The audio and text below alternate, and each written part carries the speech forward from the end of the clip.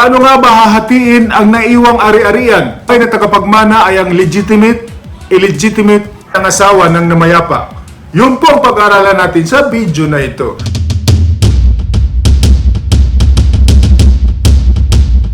Magandang araw po mga kaguro, kaibigan at empleyado. Ito po ulit ang inyong lingkod sa Atty. Resty Tobias Adarayan na palaging nagpapaalala sa inyo that ignorance of the law excuses no one from compliance therewith. Kaya palagi kang tumutok sa ating YouTube channel para marami kang makuhang kaalaman. Come on! Kaibigan, kung bago ka pa lang sa panonood sa ating YouTube channel, huwag niyong kalimutan na mag-subscribe at mag-like para tumaas ang ating ranking sa YouTube.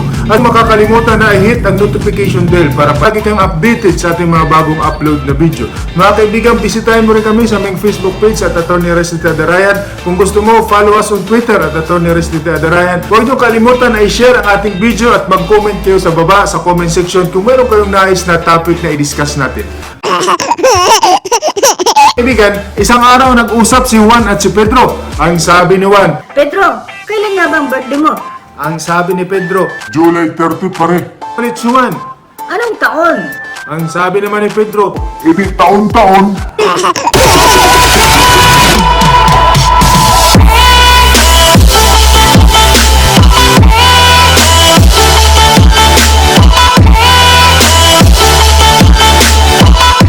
kaibigan, pag-usapan natin ngayon yung order of succession at kung paano nga ba hahatiin ang naiwang ari-arian ng namayapa kung ang buhay na tagapagmana ay ang kanyang asawa, legitimate or illegitimate child. Mahalaga po ito mga kaibigan dahil minsan ito ang source ng awayan, bangayan ng buong pamilya dahil hindi nila alam kung sino ba talaga magmamana sa mga naiwan na ari-arian ng namayapa. Tumuto kayo mga kaibigan, simulan natin. Patas, mayroon tayong tinatawag na testate succession and intestate succession. Pag sinabi natin testate succession, ang namayapa ay may naiwan na last will and testament. Kung ano ang will, yun ang susundin at igagalang ang sinasabing legitimate. Ang tinatawag na intestate succession. Intestate succession naman, ito yung mga pagkakataon na kung saan ang namayapa ay walang naiwang last will and testament. Ngayon, paano hahatiin ang mga ari-arian ng namayapa kung wala siyang last will and testament? Doon po pumapasok ang ating batas. Mga kaibigan, panoorin niyo po ang video na ito hanggang sa huli dahil mayroon po tayong mga illustration para lalo niyong maintindihan ang paghahatian ng ari-arian. So, meron tayong tinatawag na order of succession. Narinig nyo na ba yung sabi ng iba that love goes down first before it goes up and then it spreads? Sabi nila, love goes down before it goes up and then it spreads. Ganun din ang principle ng succession. On the list, on the order of succession are the legitimate children or the descendants. So kahit nabuhay pa yung mga magulang, kahit nabuhay pa ang mga kapatid, kung mayroon siya mga anak, ang magmamana dyan ay ang kanyang mga anak. That is the order of succession. In the list are the legitimate children or descendants. Bawa naman, walang anak yung namayapa. Kanino mapupunta ang ari-arian? Second in the list is the legitimate parents or ascendants. So pababa, dahil walang magmamana sa baba, ngayon naman, pataas. So hahanap tayo ng mga kamag-anak ng namayapa pataas. Ascendants, yung mga magulang niya, kanyang grandparent, at saka yung great-great-grandparents kung buhay pa, sa kanila mapupunta ang property. Kung walang anak, walang mga magulang, saan mapupunta ang property? Three in the list is the illegitimate children and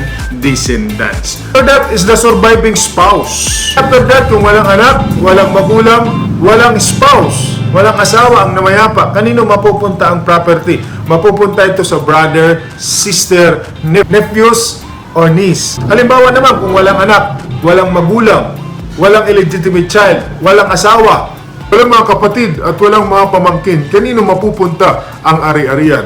It will go to the estate. Mapupunta yan sa estado. Puntahan natin ang table of intestacy for legitimate children. Ano nga ba hati ng ari-arian ng namayapa? Kung halimbawa, ang legitimate children, sila lang ang nag-survive. Wala nang asawa ang namayapa. Wala siyang illegitimate child. Kanino mapupunta ang property? ang property ay mapupunta sa kanila. Yung buong property mapupunta sa kanila pag hahati-hatian nila. At kung ilan man silang legitimate children. Halimbawa, dalawa lang sila at ang kabong estate na naiwan ay 120,000. So sila ay maghahati, tag 60,000 silang dalawa. Ito nyo po yung ating illustration towards the end of the video. Naman kung ang naiwang buhay ay legitimate children at illegitimate children, paano hahatiin ngayon ang ari-arian ng namayapa? According to our law, the legitimate children and the illegitimate children get the whole of the property. Sa kanila mapupunta yung buong ari-arian at maghahati sila with the ratio of 2:1. Paano yan? Mamaya, abangan nyo sa illustration towards the end of the video.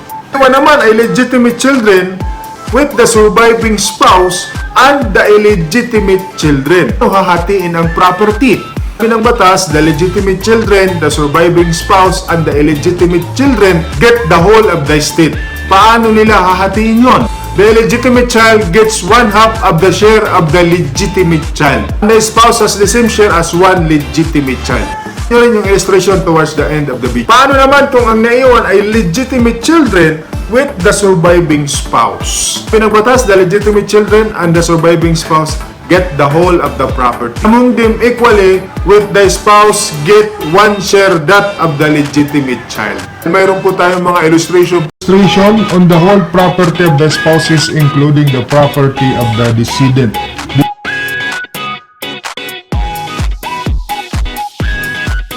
On the whole property of the spouses including the property of the decedent. Halimbawa po, spouses A and B. Mayroon po silang whole property kahalagaan ng 240,000. So si A ang namayapang spouse, ang husband, at si B naman ang wife. So, ang subject po ng property na paghahati-hati ay yung property lang ng husband. Hatiin sa dalawa, 240,000 divided by 2, so magiging 120,000. So let us have an illustration if the surviving heirs are the legitimate children. Wala na pong asawa, patay na rin, but the property is only 120,000.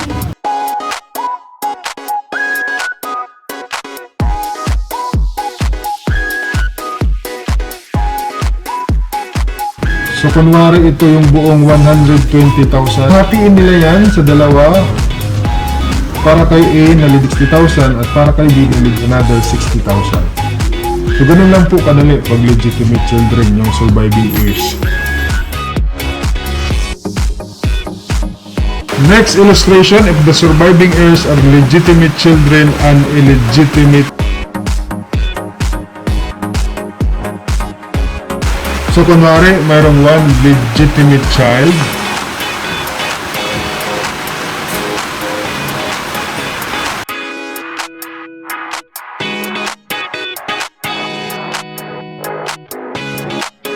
At dalawang illegitimate children. Paano hahatiin ang property?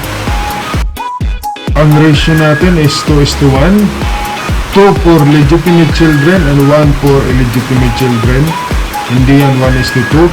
So kunwari ito ang buong property, hatiin muna natin sa dalawa. So yung isang malaking hati ay 60,000 para kay A na legitimate child.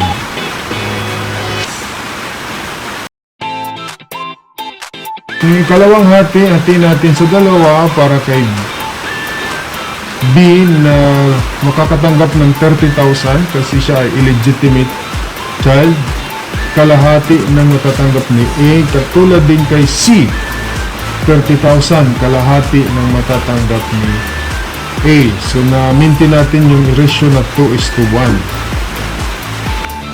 Punta naman natin if the surviving heirs are legitimate children, spouse, and illegitimate children.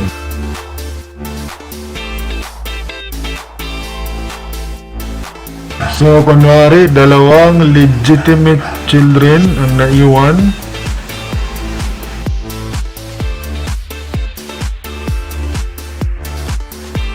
course, spouse at dalawang illegitimate children. So, paano sila maghahati-hati sa property?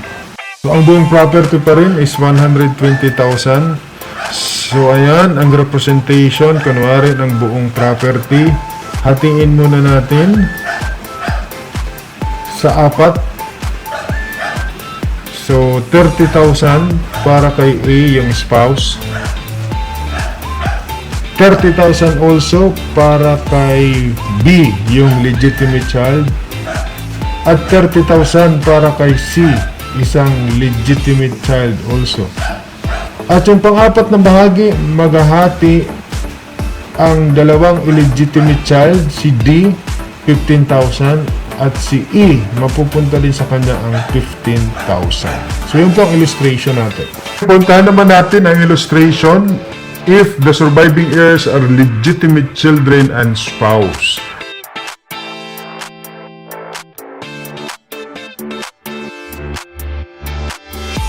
Madali lamang po ito. Halimbawa, 3 legitimate children ang naiwan at ang spouse. Ito ang illustration ng buong property. Hatiin natin sa 4, still 120,000. So si A na spouse, si B na legitimate child, si C na isang legitimate child, at si D na isang legitimate child. So si spouse makakakuha ng 30,000. Ganon din si B, 30,000. Ganon din si C at ganon din si D. Hati-hati sila sa 120,000. So yun po mga kaguro, kaibigan at empleyado, inaasahan ko po na nakatulong po ako sa inyo. Tuloy kayo na manood sa ating YouTube channel. Mabuhay po kayo. God bless us all. I love you all.